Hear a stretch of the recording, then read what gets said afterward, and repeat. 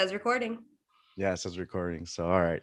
All right, Pri, thank you for coming on the show. Welcome to the Chris Shows podcast. How you doing? Good. Thanks for having me. Yeah, it's been a minute. Yeah. Let me just introduce Pri. She is my adopted daughter. We met her when you just turned 15, right? 15. Yep. 15. She worked in a restaurant with my wife.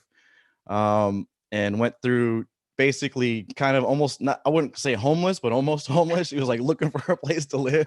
Basically, couch surfing is Couch like less surfing. aggressive way of saying homeless.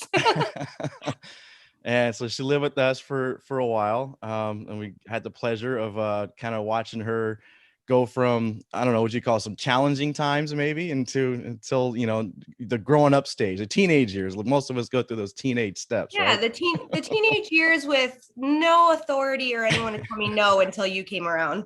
Yeah, right. All right, so take us to where we got that. We'll touch on some of the in between, but like just tell me where are you at now? Like what's going on right now in your life? What's happening? So, kind of the polar opposite of when I met you. I am now living in Michigan, a small town in Michigan, Muskegon, which is like a little blip on the map. I have four daughters now, married to someone equally as crazy. Um, yeah, it's just a polar opposite life, just very boring, which I didn't think that's what I wanted, but it sounds like that's what I like. So just peaceful, boring, very average, which is like surprisingly where I ended up. And I didn't expect to want to, but I really have come to love this like small town life. Probably just because of how fast the whole beginning half of my life was. Yeah. So Yeah. and when was it that you left San Diego? And you went somewhere else before Michigan, right? When you left San Well, Diego? I left San Diego when I was pregnant. So I was Uh-huh. 17 when I got pregnant, moved to Michigan for a little bit, tried to move back to San Diego, moved to Las Vegas, moved back to San Diego, back to Michigan, back to San Diego again, and then back to Michigan again. So I guess I was trying really, really, really hard to prove that Michigan wasn't the right place for me, but guess where I ended up. And how long you been there now? I have been here now off and on for 10 years. 10 years. Yep, the majority of the 10 years though. Nice.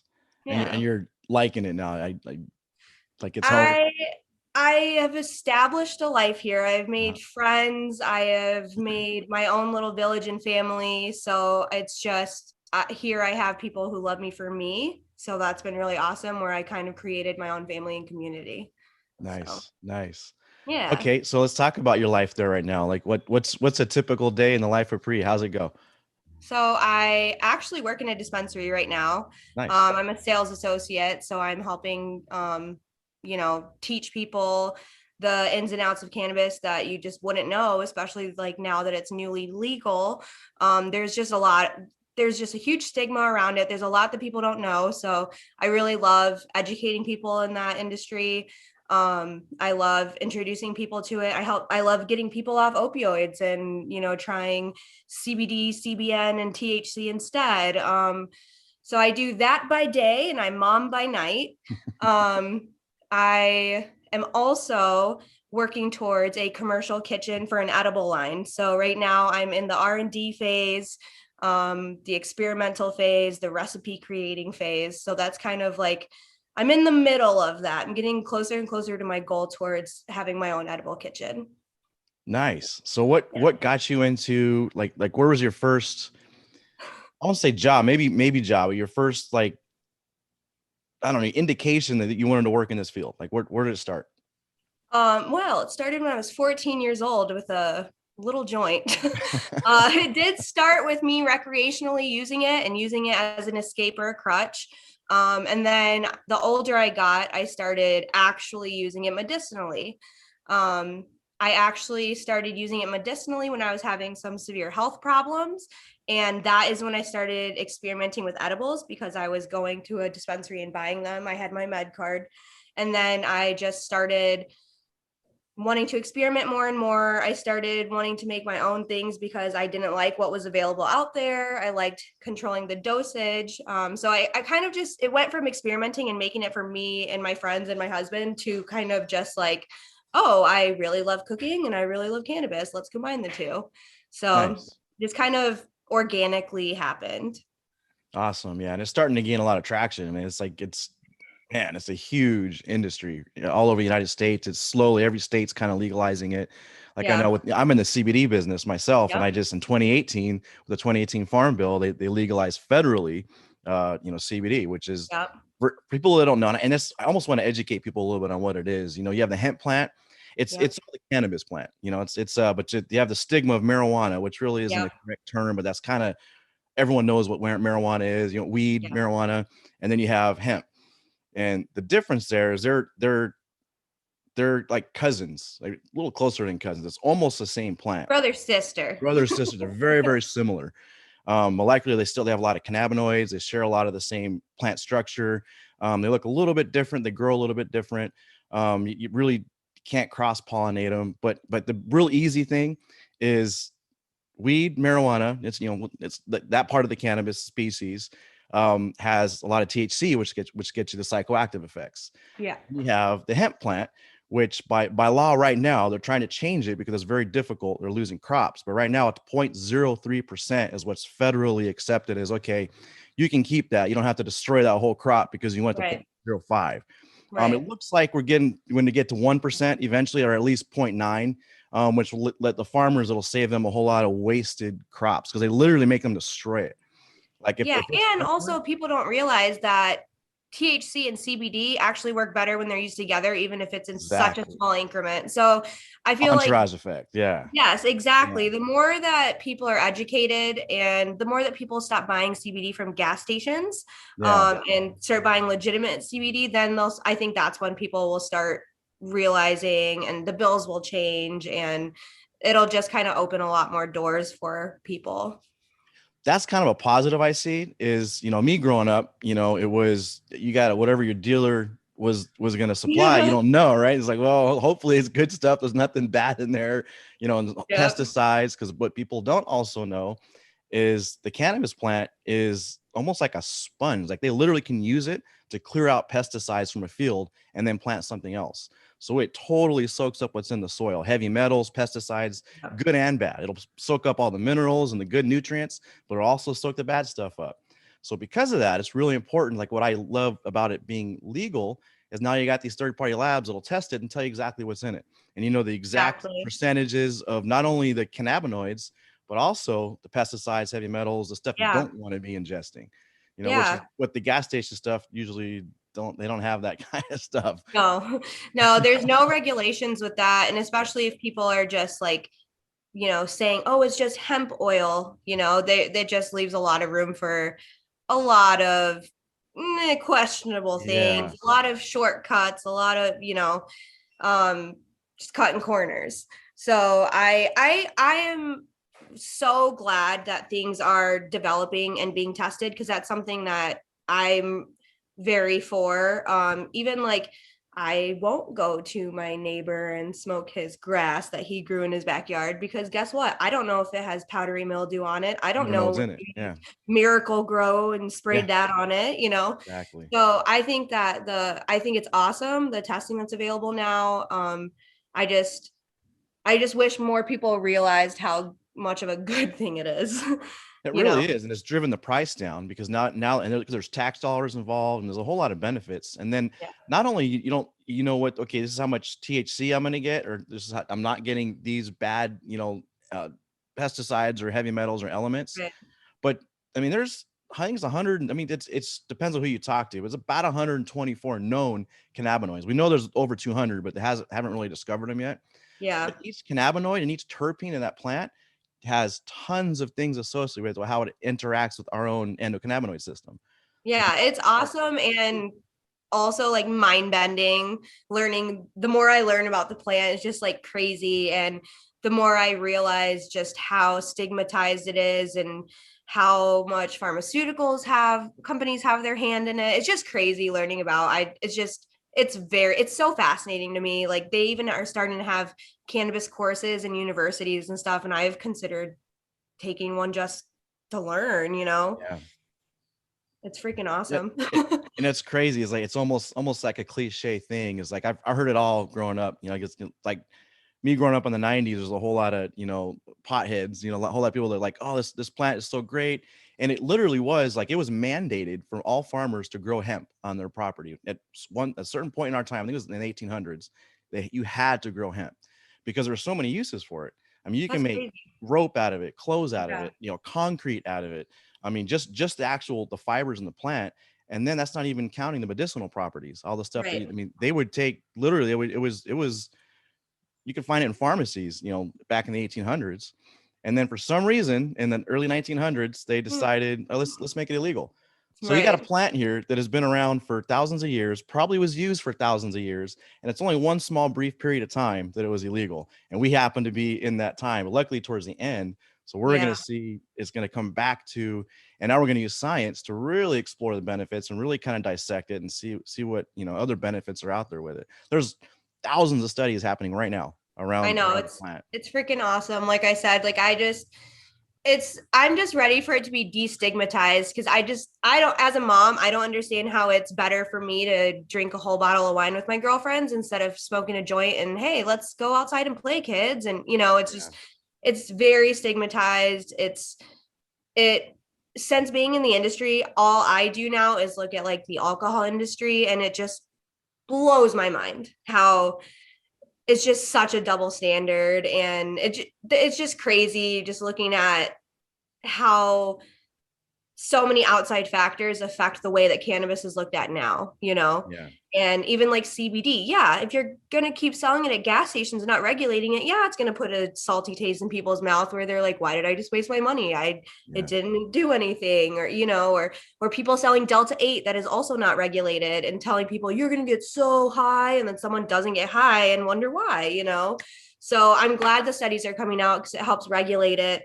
It helps get the right things into people's hands and educating people. I know it's not something that everyone wants to hear or talk about, but better to know the truth than what, grandma told you in 1992.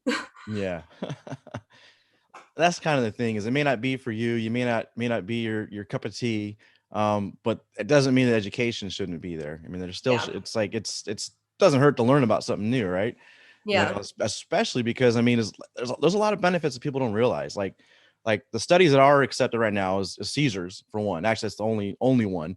And that's because the FDA got behind it because the pharmaceutical companies decided, okay, we're gonna make this, and all it literally is just concentrated CBD. That's it. That's all it is. Really. That's all it is. But they developed a recipe and put it in pill form, and they can charge $1,200 per pill for it. And doesn't For that just drive you insane? something that everyone can grow in their backyard. It's literally a weed. The stuff grows really easily. Right. It's It's literally literally a weed. yeah, and you could grow it. Anyone can grow it, and you don't have to spend $1,200 per pill. But Right. I get it. Safety regulations, whatever. But ultimately, it comes down to the money. That's really what it is. The pharmaceutical companies are trying to figure out. Figure out how we can capitalize on this, so we can Yeah. make a pill that we can charge lots of money for. It's And just that's kind of what the scariest part about federally legalizing is. And that's something that I think I have a little bit of an unpopular opinion about. I am not super pro federally legalizing because all it does is monopolize it and just give huge companies the opportunity to just come in and crush the industry, flood it with garbage. So I mean, I think decriminalization on a federal level is absolutely needs to happen in the minimum. And then moving forward, they should leave it up to the states. Let them have their own little regulations and their own dosage standards and stuff, but federally decriminalize it and then let each state do their own thing. And then it kind of leaves the room for like, oh, this Michigan company, oh, this California company. You know what I mean? Instead of, yeah. I don't want five main companies to oversee all the cannabis in the country. So it's an unpopular opinion I have, but I am not afraid to speak and educate on it. So Yeah, I've had this conversation, man, probably over 10 years ago, back because California was medicinally legal for quite a while now.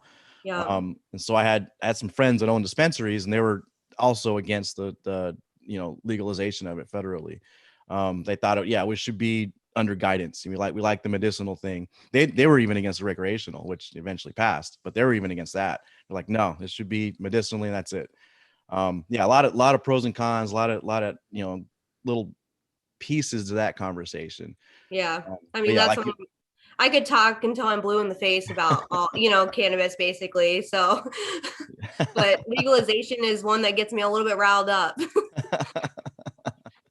yeah, like I said, there's a lot of, and like you said, I think the number one reason why it is a danger is because you have like Marlboro, who's already got a lot of stake, ready to kind of jump in and take advantage.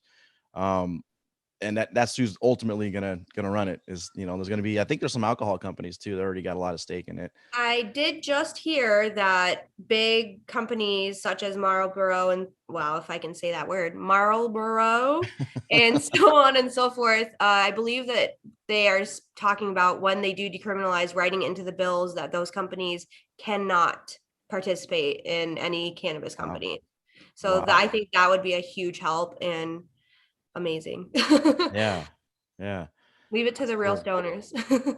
Well, and then you have the other issue, like California. It's like I have some of those friends that had their dispensaries back when it was, only medicinal. And the minute it went recreational, they've been doing it for years. Who better to do it than someone that already has experience, already kind of knows, been there, done that, working with doctors already. Got ran out of the business because they had all these big corporations Yeah. lobbied, and basically there's only a handful of legal licenses available for someone to open up a dispensary in California, and they're still fighting that. It's Yeah. still a difficult thing because you're getting these big companies that come in and they're the only ones that are able to operate.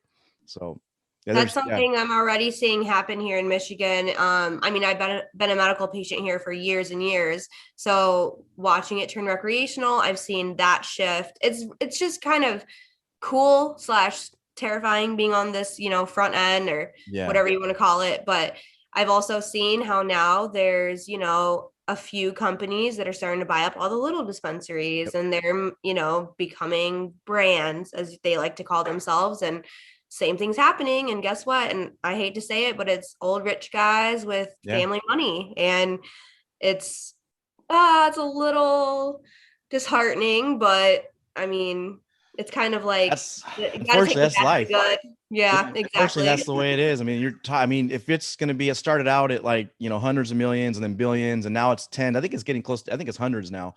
It's when you get into the hundreds of billions, yeah, it gets people's attention. They want to, hey, how are we going to monopolize and take advantage of this? And that's where it's at right now. And it's growing like crazy. I know. It's And it's not every going to year. stop anytime soon.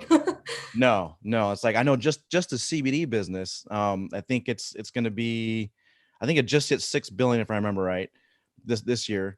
And I think they're saying next year it's going to be 10 million. And they're within 2 years, it's over 20 million. So that's how fast it's growing. That's just the CBD. It's not even counting the whole cannabis, Everything else involved everything with the else. plant. Yeah. Yeah. Yeah. It's nuts.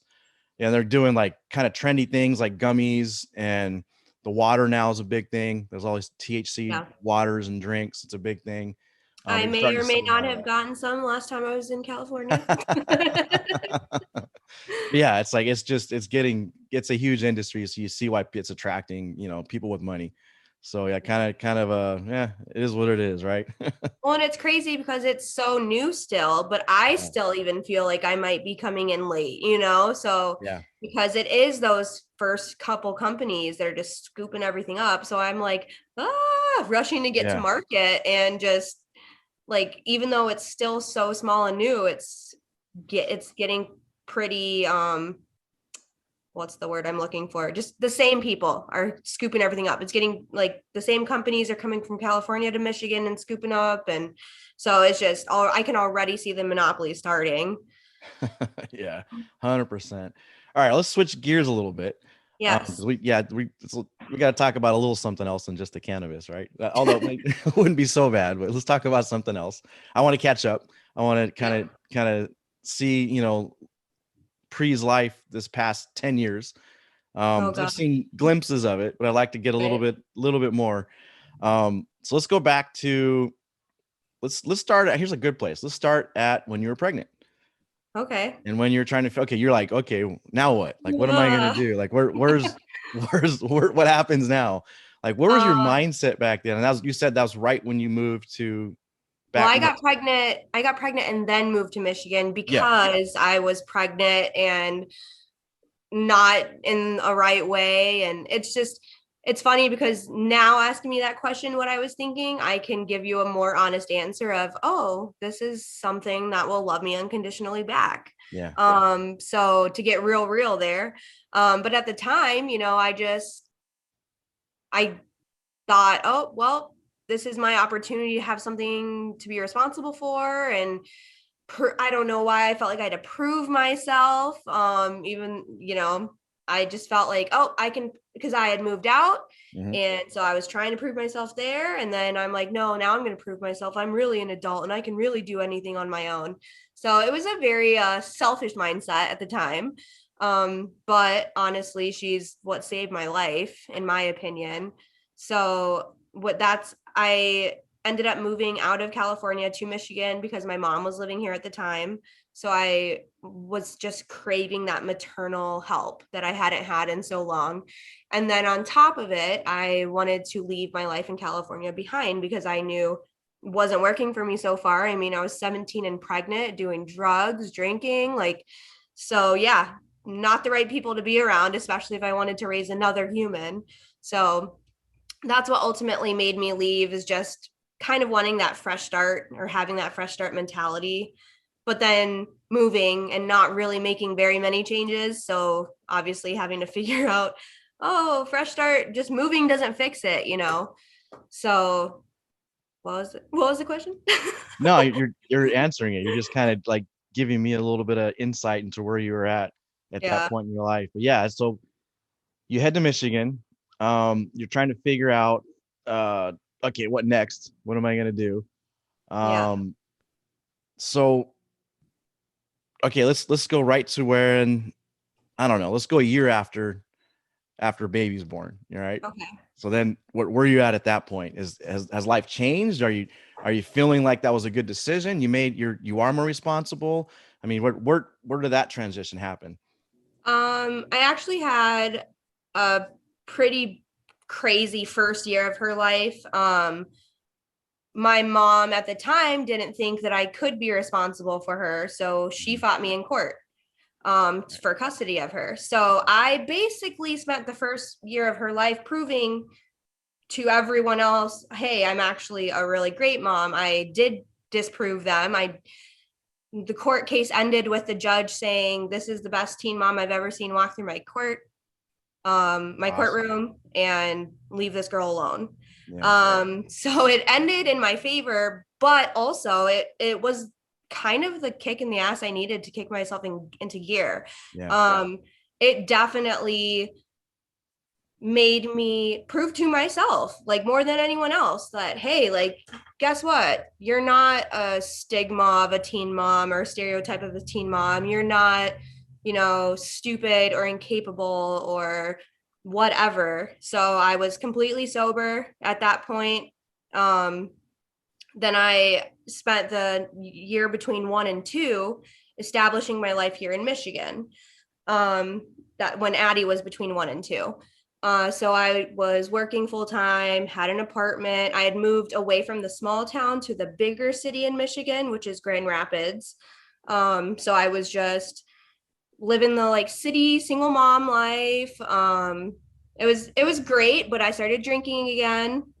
So I was, when I didn't have her overnight, I would go out drinking, which at the time I was like, nothing's wrong with this. I'm 21 and I'm taking care of all my bills and yada yada yada. So then from 2 to 3, I decided, oh, I should move back home to California. I really miss my friends and family there. Yeah. So we packed up everything, sold all of our stuff, moved out to California, and was out there for, I want to say, less than a year, and Yeah. just couldn't get it together out back home. Um, couldn't, I don't know why. I just kind of fell back into my old stuff.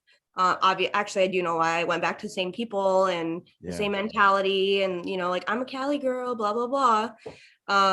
So then When I realized that wasn't working, moved back to Michigan again. Nope, that's not true. Moved to Las Vegas for a little bit because I was like, oh, I'll just further remove myself, but just move to the Sin City. That's totally fine. You know, um, that didn't work. That's when I moved back to Michigan. And at that time, I went back to serving, same job, blah, blah, blah, blah. And then I started talking to my stupid high school boyfriend, who was the boyfriend before Addie's dad. And again, decided, oh, I'm going to try to move back to California again. So I just did that whole back and forth where I just was fighting the fact that the simple, slow life is what I needed for like my mental health and sanity and to be a good mom. And so I moved out to California. That didn't work out. Moved back to Michigan and made the final decision like, hey, this is about me and Addie and no one else. Like, get your shit together, girl, you know?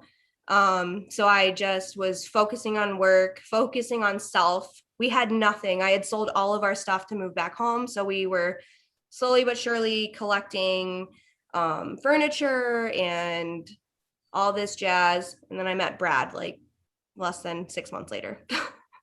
So it's like once I decided to work on myself and get myself together and slow my roll, basically, met Brad. Nice. So yeah. So just for, okay, so 17 and pregnant, kind of just chaotic, for lack of a better word. Life was Yeah, just that's a chaotic. perfect way to describe it. And then, but you're smart enough to make a decision, say, look, I know this is chaotic. I know this is no place that I want to raise a child, you know, in this life. So let me move. Let me try and figure this out. I got some resources with my mom. You know, at that point, you guys had just reconnected too. I mean, because you Yeah. kind of were on the outs, and then now you're talking with her again, which, you know, has its own story too, with all that part. That could be a whole other podcast. Yeah, Whole exactly. podcast. But I want to focus on you and your decision to do that. So that's like, I mean, you did the right thing ultimately, and you struggled, of course. I mean, it's like you moved back and forth, but ultimately you had your eye on the prize. Like, you're like, look, Yeah. I got to be a good mom. I got to make sure that my daughter, um, I don't, is there any kind of motivation, anything in that decision saying, I don't want her to experience some of the bad things that I experienced? Was that part of it at all? Or I mean, did you even get that far thinking there? Or where Yeah, was your head? I did, but for me, that's why I focused so heavily on getting myself right. Yeah. Because my biggest issue was my parents not dealing with their traumas and their issues and therefore taking it into their parenting. So even though it was like subconscious at the time, I just always had the mentality of be the mom you wanted. So Yeah. I just tried and not to say that my mom wasn't ever there for me and stuff, but obviously there's a whole history of issues there. So I just always was like, make sure Addie feels heard, make Yeah. sure she feels safe, you know, make sure she's not bouncing from place to place. So especially once I decided like, hey, she needs stability, I need stability, that's when I really hunkered down and started working on myself. That's when we moved into the apartment that when I left that apartment was the longest I had ever lived in one place my entire life, Wow. which was like insane to me. Yeah. Just Yeah. like it was only 3 years, you Yeah. know, like how is that somewhere I've lived my entire life the most? And now the house I live in now is now the place I've lived the most in my entire life. So just like the stability mindset, I think is like what my end goal was like, hey, like let's create a space where you and her feel safe. So just focusing on the end goal of, hey, like I want her to go to school with the same kids all of elementary school. Hey, I want her to have the same friends growing up. And unlike me, who went to a new school every 6 to 12 months, basically my entire life. So, or like when people are like, what high school did you go to? I just tell them the one I went to the longest, you know? So I guess just the whole mentality of give her what you crave. Awesome. Um, I guess what I kind of want to leave as an impression to the audience is basically it's never too late, right? Like you can always, like you can make a ton of mistakes. You can mess up, mess up. But as long as you get back up and you keep trying and you keep trying to move forward, and you just, like I like to say, just be better than you were yesterday. You know, Yeah. because it's hard to say, well, let me go from here So like way up here. So let Yeah. me start where here's where I'm at. And man, I'm pretty close to the bottom, but I want to be up at the top. That can be daunting. You know, Yeah. you're like, oh my gosh, how am I ever going to get there? But if you just take baby steps and be like, look, I'm just going to do better than I did yesterday. Eventually Yeah. you get there. You know, it's like eventually you're just, okay, I'm a little bit better. I'm a little bit better. I'm a little bit better. And eventually you get to where you want to be. I have this 1% mentality that I've been trying to maintain, and that's like do something 1% better today than you did yesterday. And that Awesome. if it's like, oh, today you read a chapter in your book, oh, today you take 5 minutes of meditation, like any small step. Oh, today you went with sugar-free creamer instead of sugar creamer. You just Yeah. anything. So like once I started having that mentality, I stopped beating myself up so much. And that like I try to because I don't know, I just always take on this whole like I would love to be a mentor to someone because I've lived through it. So like anytime I'm talking to like for example a teen mom, or I guess not teen mom, she was 21, which to her was like holy crap, I'm terrified, and I was like Yeah. you got this. Yeah. But just explaining like your growth is not going to be linear. It's going to look like this All over over a the week, place. Yep. but those 52 weeks are going to look like this. You know what I and Yeah. if you guys can't see me, I'm squiggling my fingers and then I'm making an upper trajectory, if I can speak. So just like always, or I just have really had to work on not beating myself up because and working on delayed gratification because that's something that I still struggle with. Like I want the results now, whether it's mental, physical, emotional, financial, just having to remember like, hey, it's a long-term, well, it's a long-term life. So everything should be a long-term goal, or you should have long-term goals that your small goals are set towards. Not saying I'm like that super great at setting and reaching all my goals, but I've learned to stop beating myself up for the ones I don't reach instantaneously. That's a really good philosophy for life. No, I think it's a success. I mean, success formula for sure. Because we all have. I think we're harder on ourselves than we are on anyone else. I think almost all of us. 100%. Almost I all of think us. basically every single human. Yeah. So you beat yourself up and you don't live up to your expectations, and then you almost sometimes it drives to the point to where you just give up. You're like, oh Yeah. screw it, I can't do it anyway, and then you quit, which is the wrong thing to do. It's like the 1%. As long as you keep going, you're gonna have your downs, but That you're gonna was have an your ups too. You're gonna get yeah. your ups. That self-sabotage was another behavior I had to get over. So, and it's again, it's your self-doubt. You're just creating your own reality of doubting yourself. You're like, well, I can't do that. Oh, let me just create this reality where, yep, I didn't do it. So self-doubt was a really big issue of mine. And then, I mean, I also live with bipolar 2 disorder. So just once I learned that diagnosis, working on and being provided the proper tools, that also has helped. And that's something that I treated as a burden at first, but now I just see it as a strength where hey, I know, and which by like just to give a little frame of reference, bipolar 2, the difference between bipolar type 1 and 2 is one has manic episodes, 2 has hypomanic episodes with more depressive episodes. So I don't get the whole like grandiose no sleep for 3 days type of mania. It shows for me as agitation, anxiety, um just a lot of negative self-talk, stuff like that. Yeah. So once I was able to understand like why I felt so out of control sometimes, uh I was able to kind of reel myself in. And even though people think like, oh, medicine is what makes it, no, it's the mental work that you do that is the biggest help. So um that has just been like just being open and honest about my mental health has been what's helped me the most. And what I really, really, really encourage other people to do is like to look internally. Because as much as we love to blame everything and anyone else for our problems, we also then turn them, and blame ourselves. So like once you start working on yourselves, and it's almost like communicating with yourself, it frees up those lines of communication with yourself, if that makes sense.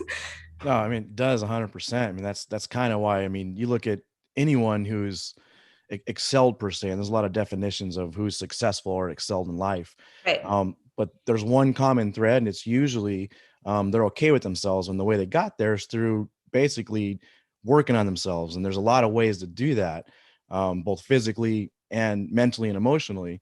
But yeah, there's some sort of mindfulness that goes into that.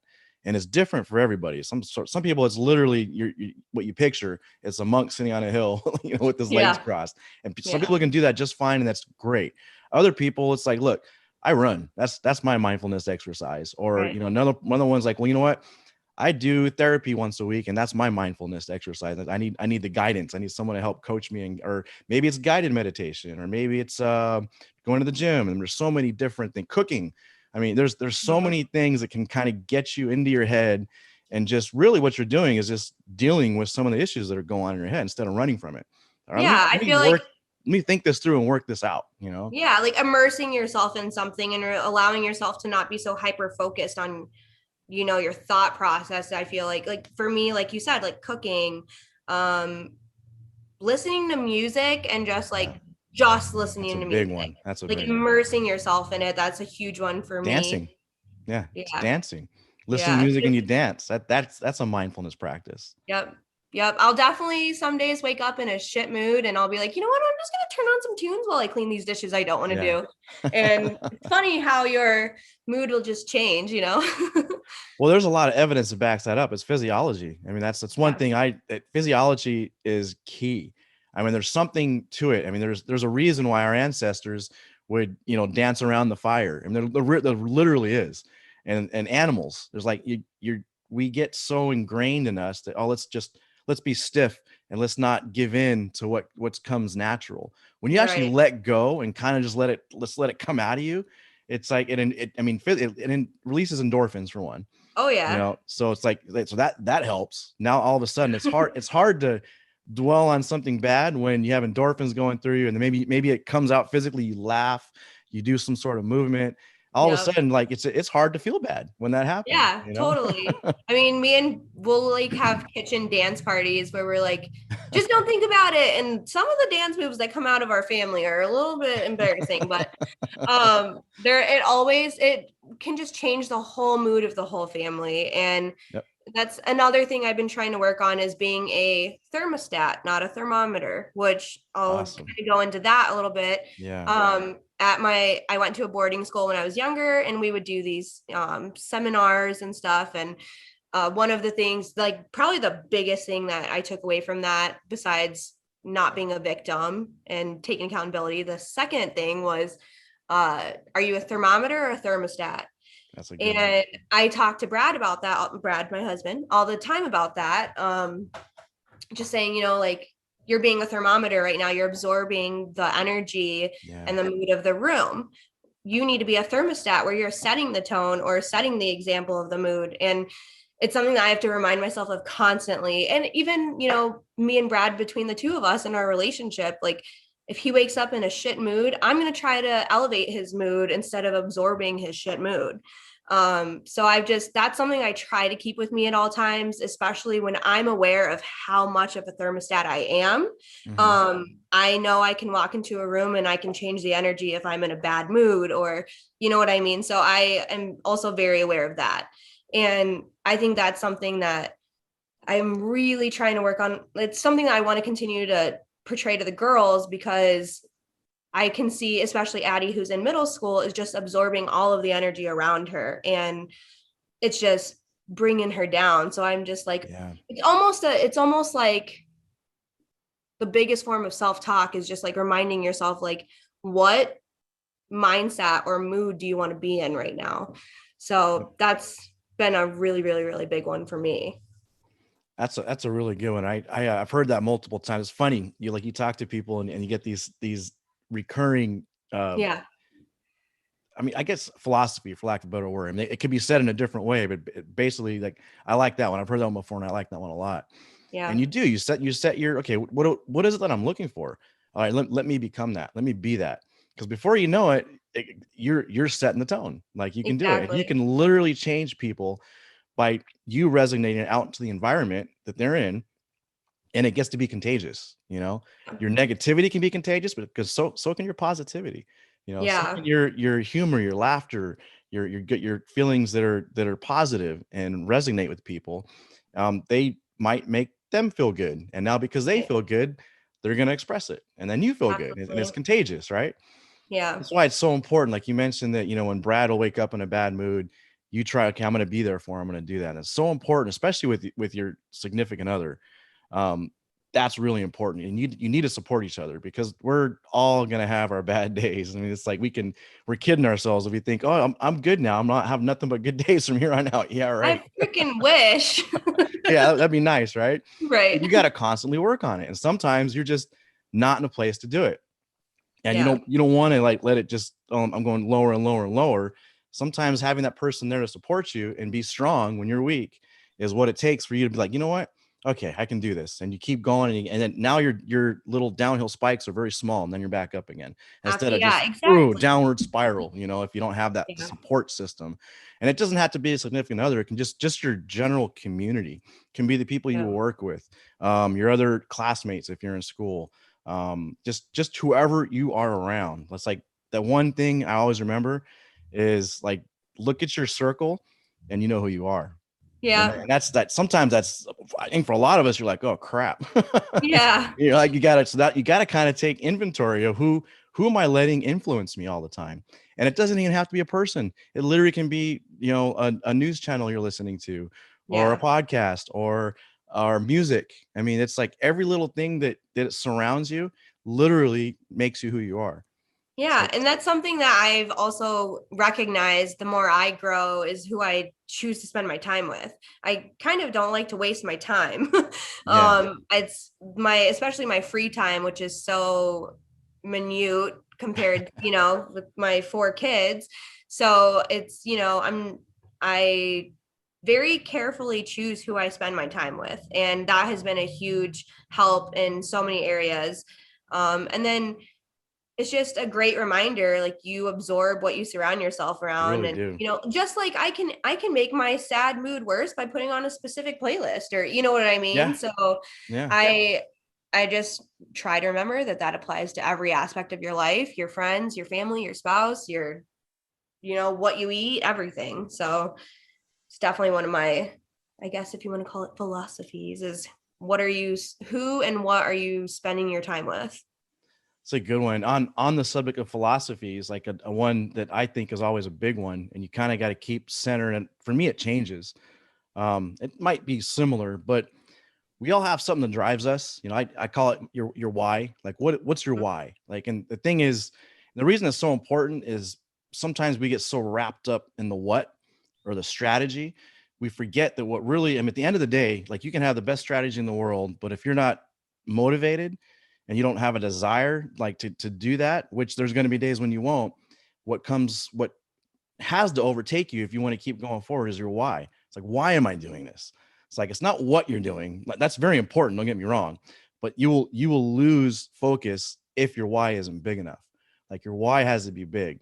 So what has been your why? And like I said, for me, it changes. So you can pick one now. You can pick one from earlier in your life. You can give me a few of them. Like what is your why? What drives you to keep going even when you don't want to? Surprisingly, my why is me. Because I lived an unhappy life for so long that I was sick of it. I was just sick of it. And so I went and evaluated what is causing the most distress in my life.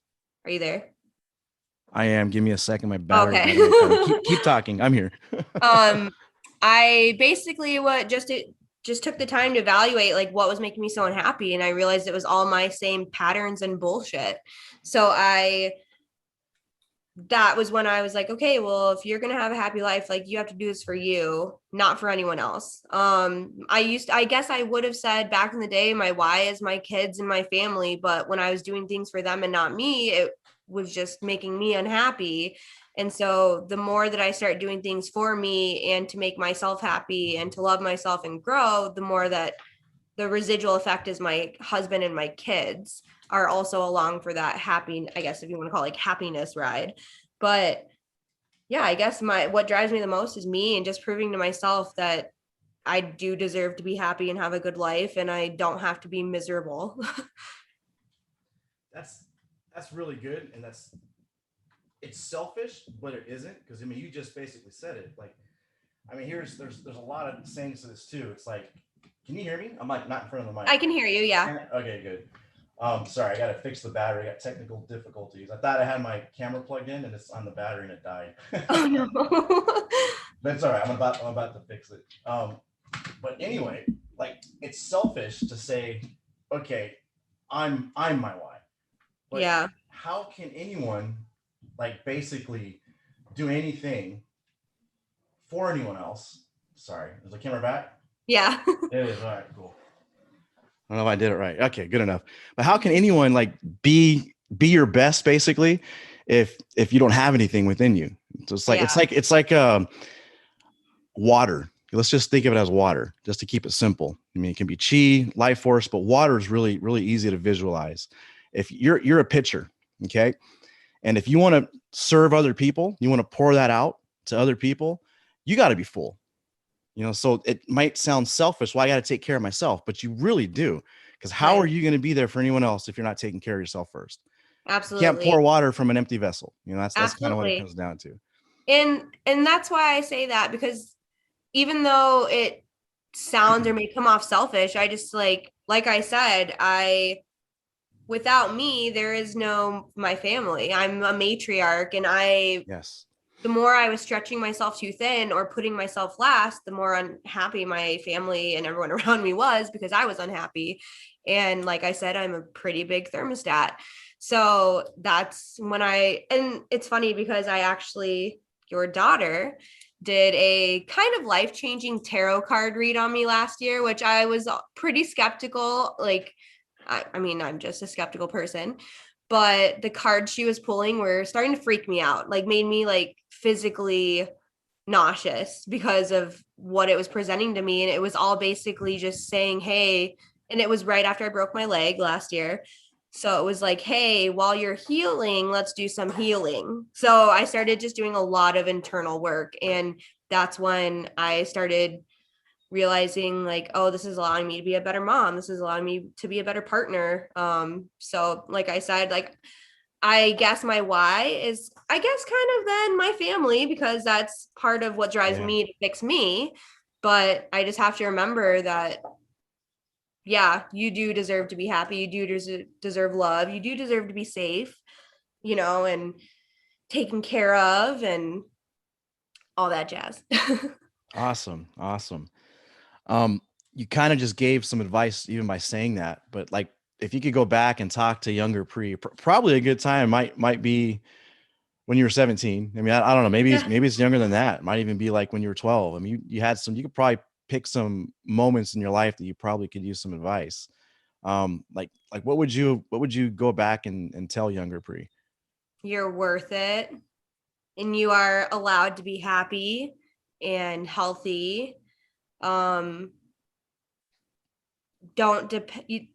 Actually, well, I was going to say don't depend on others, but you are allowed to depend on others and ask for help, because that's something that I was so freaking stubborn. I put myself in some of the crappiest situations, but I would say accept help and be honest with yourself are probably the biggest things.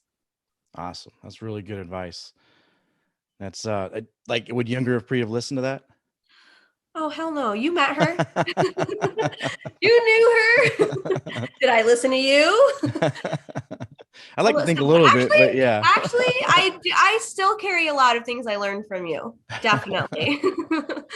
So that's a cool thing too, is like I think we can all relate to that. Like we hear things from people that are in our lives, you know, and it could be anyone. It could be a parent, a sibling, a teacher, a friend's parent. I mean, it could be a coach, anyone. Sometimes like you do listen to them, but sometimes you don't, but you really do. Like you Yeah. don't, you may not act on it, but then years later it's in your head still, right? Like Oh, you totally. think of it. And so now maybe years later you actually, okay, you use it. So it's like, it's all, I want to talk to maybe, people out there trying to speak to their teenage, sibling, kids or just anyone you're trying to speak to.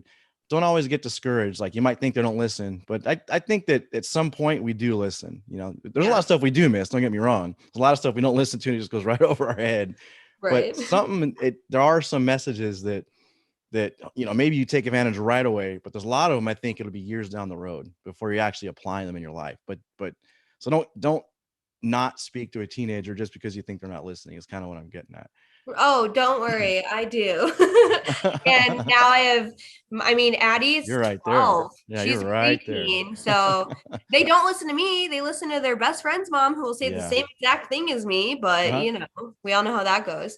But it's funny because, I mean, there's even things that I remember from when I was a teenager that people have said, you know, advice wise or whatever, that I rolled my eyes at. And then down the line, like years later, I'm like, oh, that's what they meant. Oh, that's where that applies, or oh, that makes sense, or oh, if I only would have listened. So I definitely can agree and vouch for that statement. Yeah, I think you had some people in your life when you were going through the hard struggles, you know, probably consistently throughout the entire time. And you may have like halfway listened, maybe not listened, but let's look at the results. I mean, if you want to, you're talking about your ups and your downs. Let's look Yeah. at you when you were, 15 years old when I first met you, and look at where you are right now. It's definitely better, right? You Oh definitely yeah, it does. progressed. See, upward There it trajectory. is. So you got those ups and downs, but they're going up. As long as Yes, they're going up slowly exactly. over time, that's what's important. I mean, it may have only been 1%, but that 1% still, over a period of time will get you that 10 or 20 or 50% or 100 even percent better Right. than where you are. You can go from Definitely. 0 to 100. You can't expect to get there right now, but No. you can get there. You get just keep doing a little bit, and eventually you get there. I forget what I was going with that. I had a point. Look at me now. Yeah, look at you now. Oh, here we go. Yeah, because that puts you to where you are now. So what I want to know, and because you're still on that path, where are you in like the next year or 3 years? Like what's in store? What do you got planned? What's going to happen? What are your goals? My goals right now, I am working towards getting into a commercial kitchen space so I can run an Awesome. edibles line.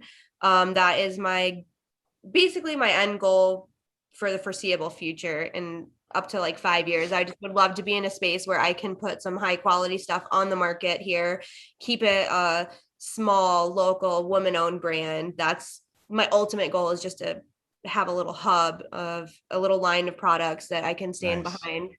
Um, Family wise, I mean, my goal is just to keep, I feel like I have a really good family dynamic right now where we're a very open family. We're a very honest family. So I'm really scared for these teenage years coming up, man. Get You ready. Yeah, saw buckle me as up. an example. So like, I mean, you've heard what do they say? Like your karma comes back in the form of your daughter. Well, I have four.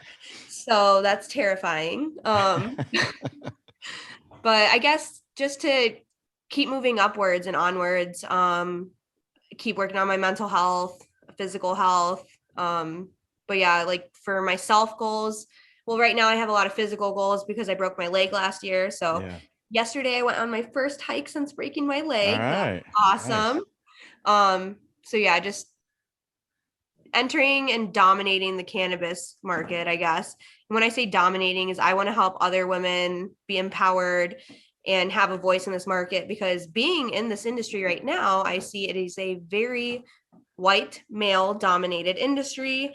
I would love to bring some Hispanic and woman flair to that. Nice. Um, and then also I want to just keep like educating. I definitely want to keep breaking that stigma of cannabis.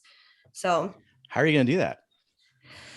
I'm going to keep showing examples of the good it can do and the positive aspects of it, the medicinal properties of it. And just, I think like the more I educate people, the more I see them, just their minds can change in one conversation.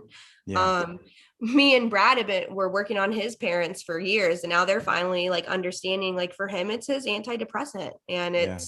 it helps. And so I've seen the changes in people. So I guess just, I mean, educating is the biggest tool, because a lot of people believe in facts over opinions, obviously. So let me just keep throwing some facts in people's faces.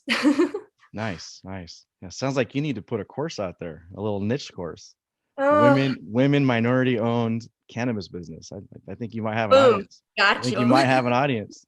Yeah, I definitely considered doing like well, once I open a kitchen, one of my goals would be to have like, first Tuesday of every month or blah blah blah. Bring your grandma who wants to learn about CBD, or so I Yeah. definitely want to include education in my business plans for the future.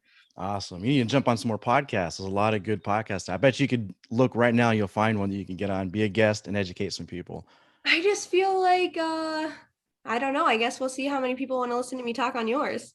Yeah, I bet you there's an audience. I mean, and here's the thing you always do is like I've done this. Like I never like made that step because you feel like, oh, I'm not ready yet. I'm not ready yet. I'm not good enough. I'm not an expert. I don't do this. But just document. You don't even have to put it out, but literally just get a camera, get your phone, document, and do it consistently. Like do it at least, I mean, I would say every day, but at least every week. Like when you do get in that kitchen, or even your kitchen right now, literally put the camera up there, talk to the camera like you're teaching someone, like you're educating them, like you're sharing, like you just said, I want to do this.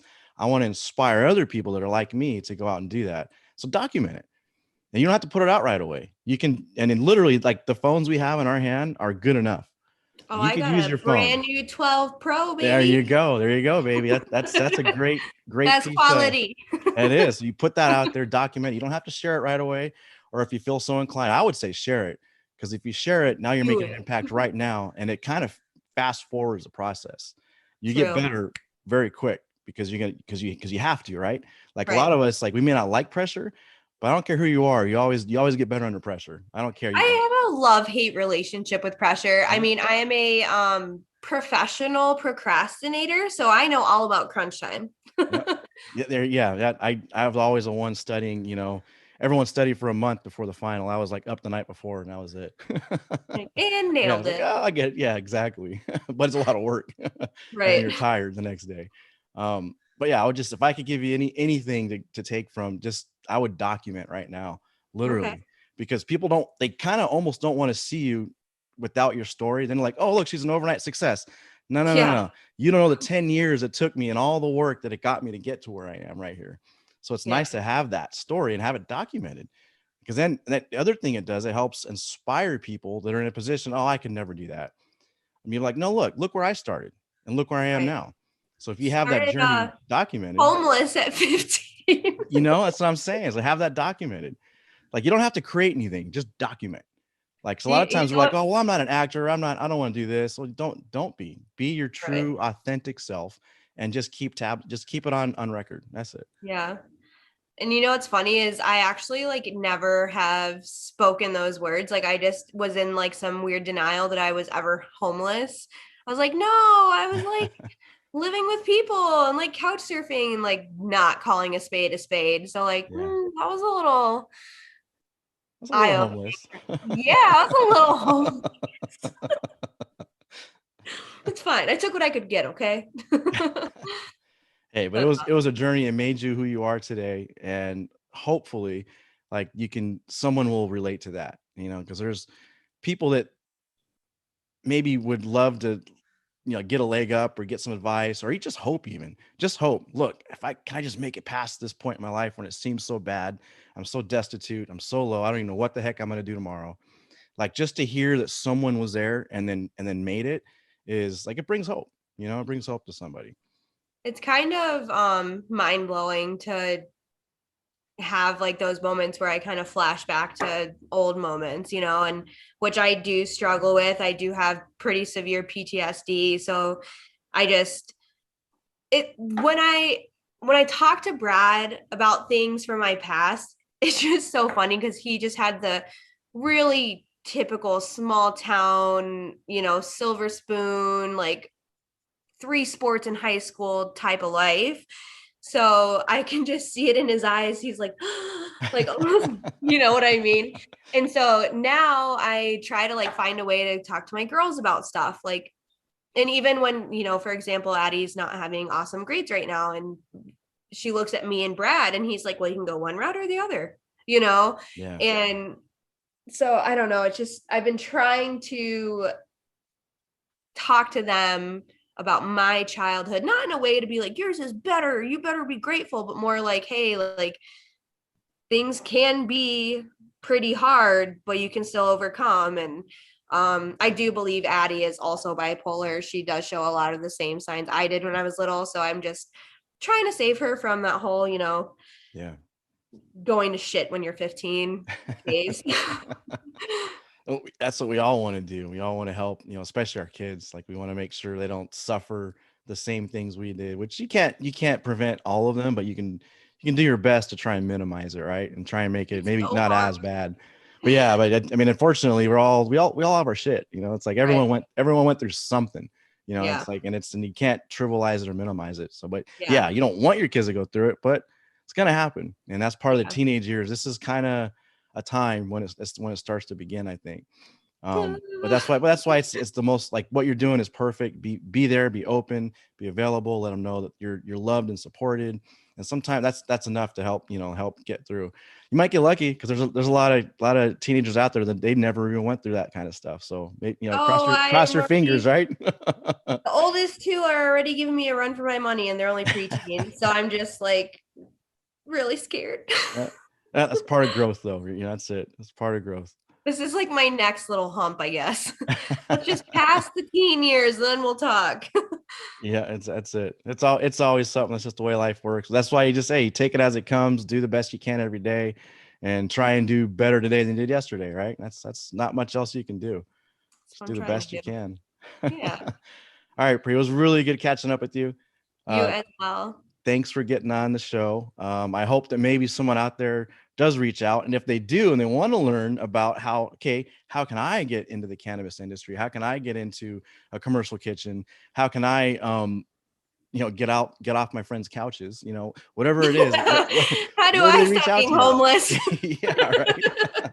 How do I raise how am I 17 and raise a child on my own? Where do they find you? Where can they reach you? My personal Instagram handle is DAB underscore A underscore pre, which is PRI. And then my edibles page is Prico de Gallo, spelled just like Pico de Gallo, but with an R. Awesome. Awesome. Perfect. And I'm going to get those notes in the podcast for you guys. So if you want to reach out to Pri, I'm sure she'll be more than happy to speak with you. And thank you again for being on the show. Thanks for having me. It was All such a right. pleasure Take seeing you care. again. All Yeah, right, we'll love we'll you talk so soon. much. Bye.